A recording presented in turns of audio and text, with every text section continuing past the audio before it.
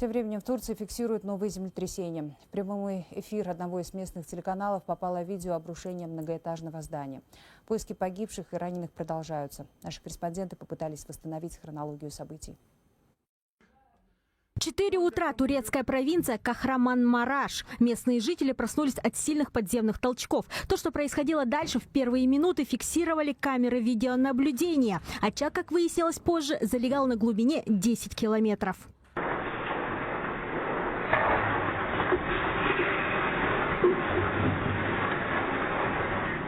Следом еще 3 землетрясения в соседней провинции Газиантеп. Всего сейсмологи зафиксировали около 50 мощных авторшоков в 10 регионах, включая Диарбакыр, Шаншлы-Урфа и Османие. Сообщается о сотнях погибших и тысячах раненых. В Газиантепе обрушилась историческая крепость. Разрушены многие строения, многоэтажные дома складывались как карточные домики.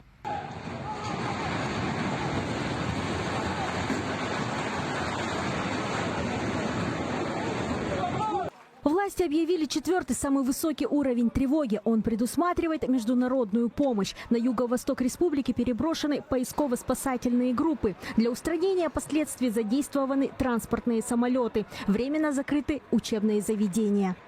2786 arama-kurtarma ekibimiz ve Землетрясения всегда опасны. Если здания повреждены, существуют риски их обрушения. Поэтому эти объекты проверяют инженеры. В провинции для людей доставлены палатки и одеяла. К сожалению, наша больница в Искендеруне не выдержала землетрясения. Школы и общежития находятся в хорошем состоянии.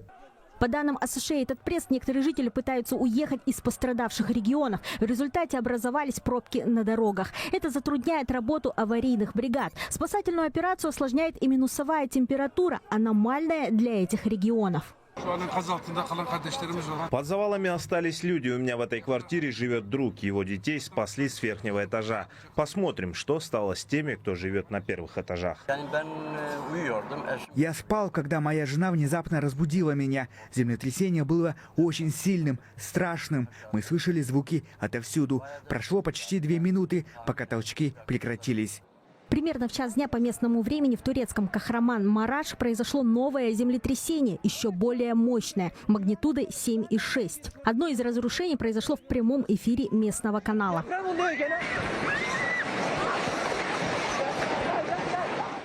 Пострадала и соседняя Сирия. Подземные толчки ощутили в Алеппо, Хаме и Латакии. Люди в панике выбегали из домов. Уже известно о сотнях погибших. Многие могут оставаться под завалами. Больницы переполнены ранеными. Здесь остаются 12 семей, и никому не удалось выбраться. Они все здесь внутри. До сих пор никто не пришел сюда, чтобы посмотреть, где находятся люди. Гражданской обороны нет. Мы разгребаем все руками с 3 часов ночи. Произошедшее турецкие сейсмологи сравнивают с землетрясением 1999 года. На ситуацию уже отреагировали США, Израиль, страны Евросоюза. Экстренную помощь Турции окажет и Казахстан. В пострадавшие регионы направят медиков и спасателей. Завреж Думанқызы и Бақберген Панат, Хабар 24.